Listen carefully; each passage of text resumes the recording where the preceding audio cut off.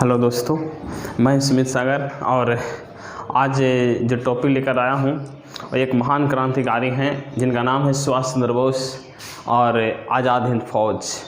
एक बहुत good personality थे भारत के लिए, एक महान योद्धा थे जिन्होंने भारत की आज़ादी के लिए डेट फिक्स करना चाहते थे, लेकिन गांधी और कांग्रेस इनकी बातों को बहुत कम ही मानता था, लेकिन फिर भी ये मजबूती के साथ खड़े हुए थे। तो आइए हम लोग देखते हैं सुभाष चंद्र बोस। सुभाष चंद्र बोस का जो जन्म हुआ था वो 23 जनवरी 1897 को उड़ीसा के कटक में हुआ था। सुभाष चंद्र बोस का जो जन्म हुआ था वो 23 जनवरी 1897 को उड़ीसा के कटक में हुआ था। सुभाष चंद्र बोस 1920 ईस्वी में उन्होंने ICS की परीक्षा पास कर ली थी, है ना। कब? 1920 ईस्वी में। सुभाष चंद्र बोस 1920 ईस्वी में ICS की परीक्षा पास कर ली थी। सुभाष चंद्र बोस में इतनी लगन और इतनी जुनून था कि इन्होंने पढ़ाई के बजाय, ICS की नौकरी करने के बजाय देश सेवा में अपने को पूर्ण रूप से झोंक देना चाहते थे। और देश सेवा की जो प्रेरणा थी, जो देश की सेवा करने की जो प्रेरणा थी, इनको चित्तरंजन दास से मिला था। चित्तरंजन दास ने इन्हें राष्ट्र प्रेम की भावना से अवगत करवाया था। अतः इन्होंने नौकरी करने के बजाय देश की सेवा में ही कूद पड़े थे। सुभाष चंद्र बोस 1938 में कांग्रेस का एक अधिवेशन हुआ था। 1938 में कांग्रेस का अधिवेशन हुआ था, हरिपुर अधिवेशन। हरिपुर अधिवेशन, इस हरिपुर अधिवेशन में जो अध्यक्ष चुने गए थे, सुभाष चंद्र बोस चुने गए थे। और तुरंत अगले साल 1939 ईस्वी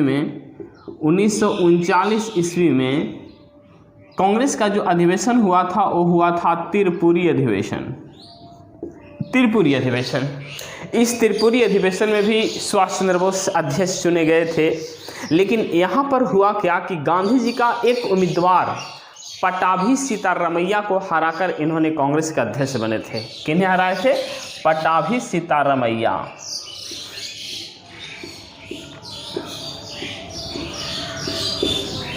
ये पट्टाभी सीतारमैया को हराकर जब सुभाष चंद्र बोस ने अध्यक्ष बने, तब गांधी जी इसके प्रतिक्रिया शुरू हो गई गांधी जी की। गांधी जी ने काफ़ी विरोध करने लगा। परिणाम स्वरूप सुभाष चंद्र बोस ने कांग्रेस से त्यागपत्र दे दिया। लेकिन सुभाष चंद्र बोस ने 1939 ईस्वी में कांग्रेस से त्यागपत्र देकर कांग्रेस में एक नई गुट की स्थापना किया और वही गुट फॉरवर्ड ब्लॉक के नाम से जाना गया। फॉरवर्ड ब्लॉक कहलाया।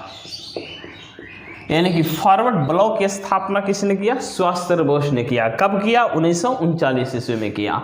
तो कांग्रेस ने दो अधिवेशन की अध्यक्षता किए थे। एक 1938 के हरिपुर अधिवेशन के अध्यक्ष चुने गए थे और 1939 में त्रिपुरी अधिवेशन के अध्यक्ष चुने गए थे। और इसके बाद उन्होंने जब पट्टाभी सीतारमैया का से विरोध हुआ, अनमन हुआ, तो उन्होंने त्यागपत्र दे दिया और कांग्रेस में एक नया गुट बना लिया जो फॉरवर्ड ब्लॉक के नाम से जाना गया। 1940 ईस्वी में जब उधम सिंह ने जनरल डायर को गोली मारकर हत्या किया था, उधम सिंह ने जब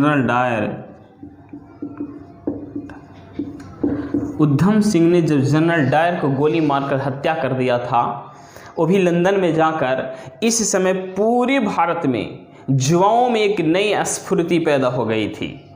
और सुभाष चंद्र बोस इसी दौरान पूरे भारत में घूम घूम कर युवाओं के संपर्क में आए।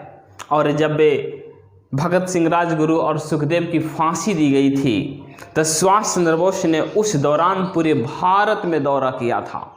और पूरे भारत में दौरा करने के बाद युवाओं का एक संघ बनाया था, युवाओं के संपर्क में आया था और एक मजबूत संगठन बनाने की बात कही थी। और इसी दौरान क्या होता है, समय 1940, जो जनरल डायर को गोली मारा गया 1940 समय है। इस समय पर हम लोग गौर करें तो विश्व युद्ध छिड़ा हुआ है। गांधी जी भारत में व्यक्तिगत सत्याग्रह शुरू कर चुके हैं। विश्व युद्ध में स्थिति काफ़ी विकट हो रही थी और इसी दौरान सुभाष चंद्र बोस की मुलाकात बीडी सावरकर से होती है।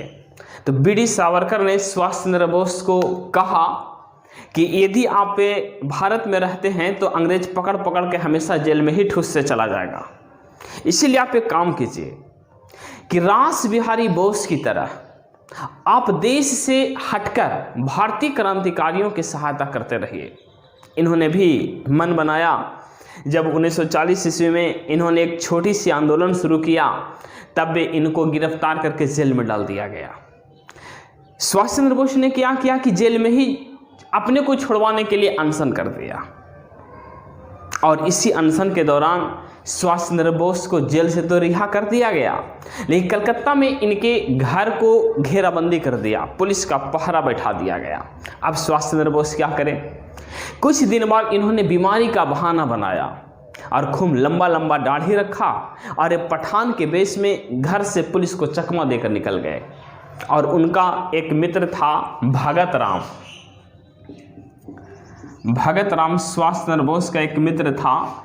यही भगत राम सुभाष चंद्र बोस को छिपाते छिपाते देश से बाहर लेके चले गए, और 1941 ईस्वी में सुभाष चंद्र बोस जब घर से भागे तो काबुल में एक मस्जिद में गूंगा के रूप में अपनी रात को बिताया था, और यहाँ से सीधे जर्मनी चले गए। कहाँ चले गए? जर्मनी चले गए, जहाँ हिटलर से सुभाष चंद्र बोस ने मिला था। वही जर्मनी में सुभाष चंद्र बोस को पहली बार नेताजी कहकर संबोधित किया गया था। नेताजी से संबोधित किया गया था। कहाँ? जर्मनी में। इसी जर्मनी में जब हिटलर से मिले और उनसे मुलाकात किए तो उन्होंने सोचा कि ये बहुत ही सुनहला मौका है कि हमारे देश भी आज़ाद हो सकता है।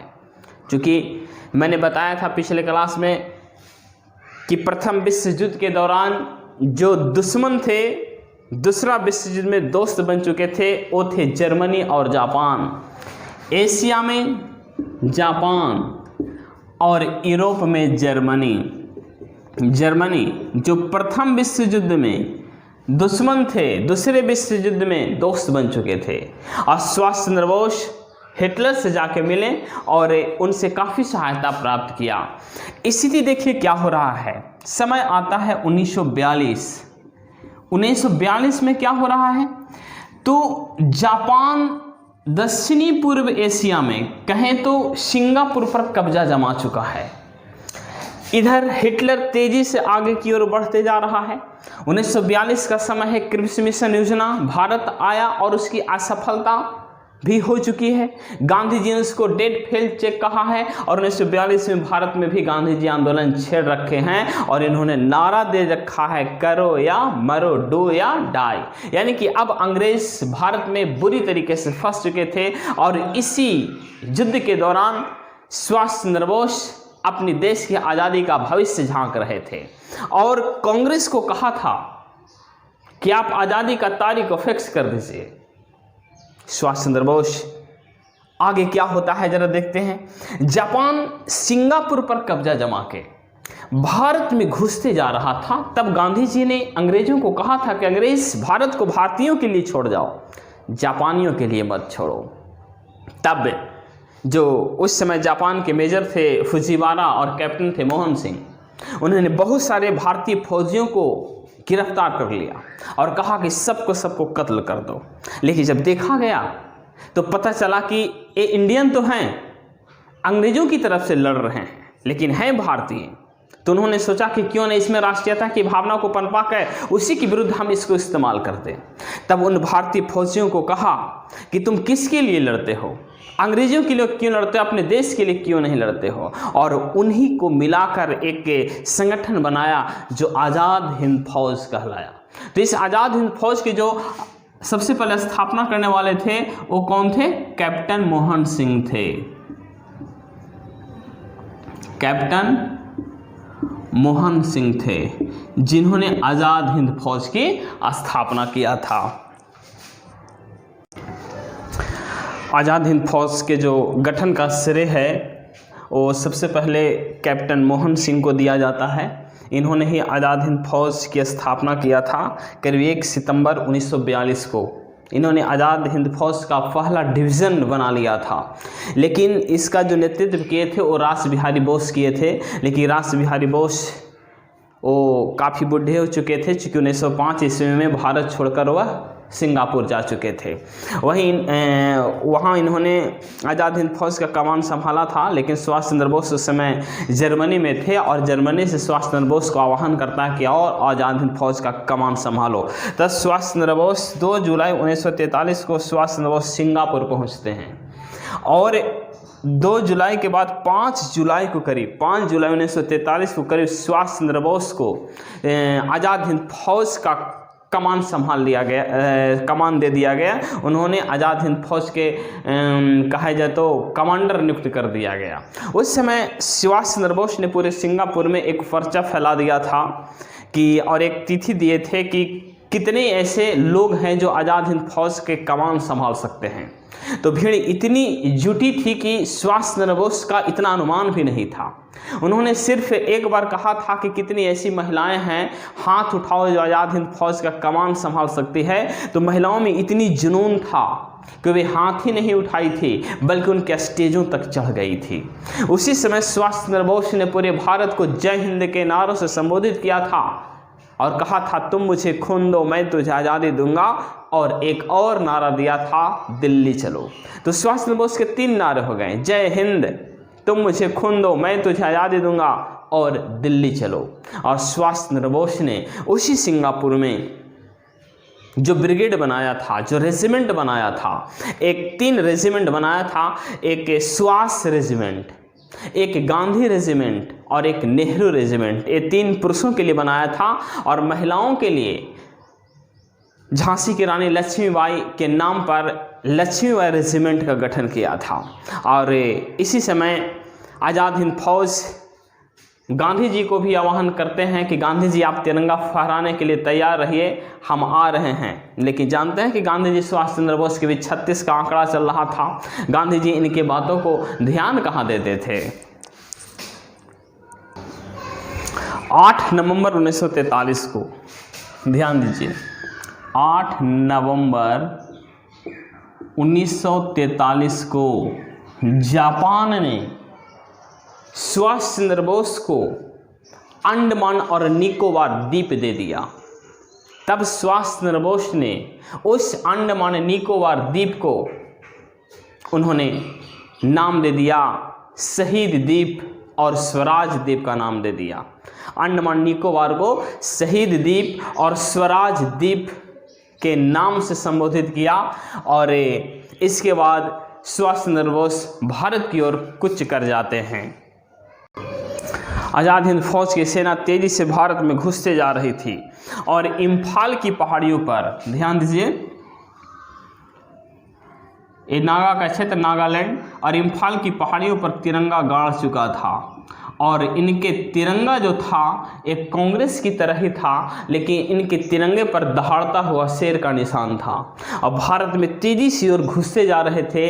लेकिन स्थिति क्या हुई कि ई वाला इलाका की अगर बात करें, मेघालय, मणिपुर, इम्फाल वाला इलाका की बात करें तो विश्व में सबसे अधिक वर्षा का क्षेत्र है और इस समय वर्षा ऋतु आरंभ हो जाती है। जो अंग्रेज पीछे हटते जा रहे थे, अब आज़ाद हिंद फौज की सेना इसी इम्फाल की जंगलों में फंस जाती है। और महीनों फंसे रहने के कारण जो भी रसद पानी था, जो खाना पानी लेकर चले थे, वो सारे समाप्त हो जाते हैं। परिणाम क्या कि जो फौजी थे वो जंगल के पत्तियों खाने लगे या हाथियों के, घोड़े के मांस खा खा कर कुछ दिन तक जीवित रहें। जिन फौजियों को जंगल का ज्ञान था वो तो अच्छे अच्छे फल और पत्तियां को खाकर जिंदा रह जाते थे, लेकिन जिन फौजियों को जंगलों का ज्ञान नहीं था वो वे विषैले फलों और विषैले पत्तियों को खा गए थे, जिसके कारण में बीमारी का शिकार पड़ गए थे। कैप्टन सहगल जो उस समय इसकी कमान संभाल रही थी, उन्होंने अपनी खुद एक रचना में लिखा है कि जब हमारे फौजी बीमार पड़ गए थे, इम्फाल के जंगलों में महीनों फंसे रह गए थे, तब मैंने उसी इम्फाल के जंगलों में एक शिविर बनाई थी और हमारी पढ़ी हुई डॉक्टरी उसी समय काम आई थी और मैंने अपने फौजियों का इलाज स्वयं की थी। उसी दौरान यदि हम लोग देखते हैं तो 7 मई 1945 को जर्मनी की पराजय हो गया। 7 मई 1945 को जर्मनी का पराजय हो गया। हिटलर आत्महत्या कर लिया, अपने आप को घिरा हुआ देखकर सुसाइड कर लिया और अपनी पत्नी को भी गोली मार दिया। और 6 और 9 अगस्त हिरोशिमा और नागासाकी,